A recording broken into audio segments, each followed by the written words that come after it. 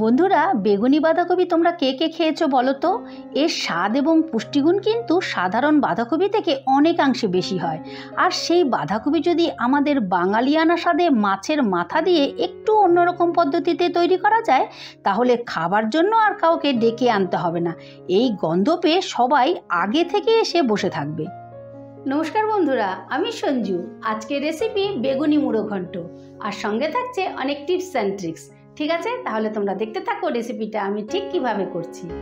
রান্নাটা করার জন্য আমি এখানে একটা টাটকা বেগুনি রঙের বাঁধাকপি নিয়ে নিয়েছি, আর বাঁধাকপিটা আগে থেকেই ভালো করে ধুয়ে এরকম সরু সরু করে কেটে নিয়েছি। আর তোমরা কারা কারা বেগুনি বাঁধাকপি খেয়েছো অবশ্যই কমেন্ট করে জানিও। এবারে রান্নার জন্য গ্যাস ধরিয়ে একটা কড়া বসিয়ে দিয়েছি, আর বাঁধাকপিটা স্পেশালভাবে তৈরি করার জন্য একটা গুঁড়ো মশলা তৈরি করে নেব। তার জন্য দিয়ে দিচ্ছি একটা দারচিনি, দিয়ে দিলাম 4টে এলাচ, দিয়ে দিচ্ছি 1 চামচ গোটা ধনে, 1 চামচ গোটা জিরে। এবারে গ্যাসের আঁচটা মিডিয়ামে রেখে আমি মশলাটাকে হালকা করে ভেজে নেব। মশলাটা মিনিটখানিক ভাজতে ভাজতে দারুণ একটা ভাজা গন্ধ বেরিয়েছে, আর যখনই এরকম একটা ভাজা গন্ধ বেরোবে তখনই বুঝবে যে মশলাটা একদম পারফেক্ট ভাজা হয়েছে। মশলাটা ভাজা হয়ে গেছে। এবারে এই মশলাটাকে তুলে ঠান্ডা করে নিয়ে গুঁড়ো করে নেব। এবারে মাছের মাথাটা ভেজে নেবার জন্য আমি দিয়ে দিচ্ছি বেশ খানিকটা সর্ষের তেল। তেলটা গরম হয়ে গেছে, এবারে তেলটাকে কড়ার গায়ে ভালো করে মাখিয়ে নিচ্ছি। এবারে আমি মাছের মাথাটা ভেজে নেব। এখানে আমি বড় দেখে একটা কাতলা মাছের মাথা নিয়েছি। এটাকে আগে থেকেই ভালো করে ধুয়ে নুন, হলুদ আর সামান্য একটু শুকনো লঙ্কার গুঁড়ো দিয়ে মেখে রেখেছিলাম। এবারে মুড়োগুলো দিয়ে দিচ্ছি।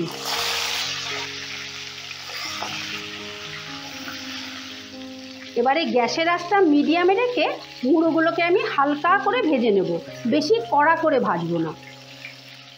একটা পোর্শন ভালো মতো ভাজা হয়ে গেছে, এবারে আমি উল্টে দিচ্ছি। এবারে এই পোর্শনটাও আমি ভালো করে ভেজে নেব, আর এইভাবে উল্টে পাল্টাই ভালো করে মাছের মুড়োটা ভেজে নেব। মুড়োগুলো আমি 2 পিঠি হালকা লাল করে ভেজে নিয়েছি। এবার এগুলোকে আমি তেল ঝরিয়ে একটা প্লেটে তুলে নেব। এবারে ওই তেলেই আমি দিয়ে দেব ফোড়ন। দিয়ে দিচ্ছি 1/2 চামচ কালো জিরে, দিয়ে দিচ্ছি একটা শুকনো লঙ্কা, একটা তেজপাতা। এবারে ফোড়নটাকে আমি হালকা করে একটু ভাজা ভাজা করে নেব। একটু নাড়াচাড়া করেই দিয়ে দিচ্ছি পেঁয়াজ। এখানে বড় সাইজের একটা পেঁয়াজকে এভাবে কুচিয়ে নিয়েছি।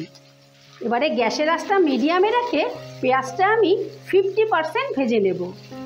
আর কেন 50% ভাজছি তোমাদের রান্না করতে করতে বলছি। পেঁয়াজগুলো 50% ভাজা হয়ে এসেছে, আর এই পর্যায়ে আমি দিয়ে দিচ্ছি আলু। এখানে আমি 4টে আলুকে এরকম আধখানা করে নিয়েছি।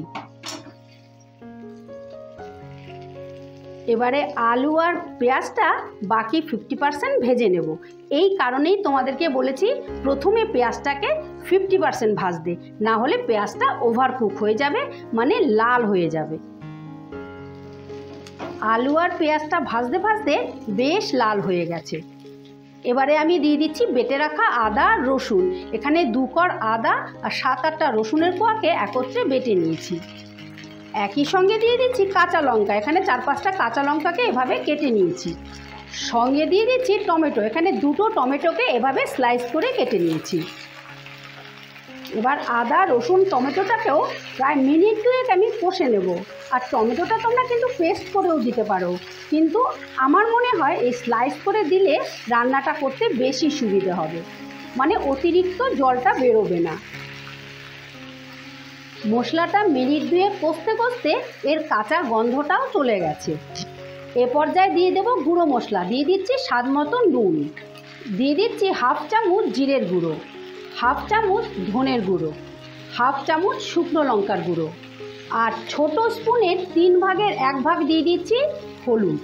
হলুদটা একেবারেই সামান্য দিলাম, কারণ বাঁধাকপিটা যেহেতু কালারফুল, আর এই কালারটা বজায় রাখার জন্য হলুদটা কিন্তু অবশ্যই কম করে দিতে হবে, না হলে কালারটা নষ্ট হয়ে যাবে, মানে কালো হয়ে যাবে। এবার এই মশলাটাও আমি ভালো করে কষিয়ে নেব। একটু নাড়াচাড়া করেই দিয়ে দিচ্ছি মটরশুঁটি। এখানে আমি বেশ খানিকটা মটরশুঁটি নিয়ে নিয়েছি। এবার যতক্ষণে মশলাটা তেল না ছেড়ে দিচ্ছে ততক্ষণ আমি মশলাটা কষিয়ে নেব। ধরো মিনিট 5 মতন কষিয়ে নিতে হবে। মশলাটা খুব সুন্দর করে কষে নিয়েছি, আর দেখো মশলাটা কতটা তেল ছেড়ে দিয়েছে। এ পর্যায়ে আমি দিয়ে দিচ্ছি বাঁধাকপি। বাঁধাকপি আমি অর্ধেকটা দিচ্ছি, যেহেতু অনেকটা পরিমাণে সেই জন্য অর্ধেকটা এখন দিচ্ছি, আর মজে গিয়ে আবার বাকিটা দেব। বাঁধাকপিটা একটু নাড়াচাড়া করে নিচ্ছি। এবারে বাঁধাকপিটাকে মজিয়ে নেবার জন্য 2 মিনিটের মতো ঢাকা দিয়ে দিলাম। এবারে ঢাকাটা তুলে নিয়ে বাকি বাঁধাকপিগুলো দিয়ে দেব। দেখো 2 মিনিটে আগের বাঁধাকপিটা কতটা মজে গেছে। এবারে একই প্রসেসে বাঁধাকপিটা একটু নাড়াচাড়া করে নিয়েই আবারও আমি 2 মিনিটের মতন ঢাকা দিয়ে দিলাম। কিছুক্ষণ বাদে ঢাকাটা তুলে নিলাম। বাঁধাকপিটা মজে গিয়ে কতটা জল বেরিয়েছে, তাই এই রান্নায় কিন্তু একেবারেই জল দেওয়া যাবে না। এই বাঁধাকপির জলেই কিন্তু মটরশুঁটি আলু সমস্তটা সেদ্ধ হয়ে যাবে। এবারে আমি বেশ কিছুক্ষণ নেড়েচেড়ে বাঁধাকপির জলটা শুকিয়ে নেব। বেশ কিছুক্ষণ নাড়াচাড়া করে আমি বাঁধাকপির জলটা ভালো করে শুকিয়ে নিয়েছি। এই পর্যায়ে আমি দিয়ে দেব ভেজে রাখা মুড়ো। এবারে একটা খুন্তির সাহায্যে মুড়োটাকে এইভাবে চেপে চেপে ভেঙে দিতে হবে। আর বন্ধুরা, তোমরা অবশ্যই এই রকম ভাজা মশলা বানিয়ে বেগুনি রঙের বাঁধাকপির মুড়ো ঘন্ট তৈরি করো, তারপর খেয়ে জানিও রেসিপিটা কীরকম ছিল। আর খেয়ে যদি তোমাদের ভালো লেগে থাকে তাহলে অবশ্যই লাইক শেয়ার করে দিও প্লিজ। এবারে টেস্টের ব্যালেন্সের জন্য দিয়ে দিচ্ছি অল্প একটু চিনি। এবারে মুড়োটা দিয়েও আমি বেশ কিছুক্ষণ নাড়াচাড়া করে রান্না করে নেব। বাঁধাকপিটা আমি ভালো করে রান্না করে নিয়েছি। ক্যামেরায় তোমাদের কতটা দেখাতে পাচ্ছি জানি না, কিন্তু দেখতে কিন্তু ভীষণ লোভনীয় হয়েছে আর দারুণ একটা ফ্লেভার বেরিয়েছে। এবারে দিয়ে দিচ্ছি ভেজে রাখা মশলাটা,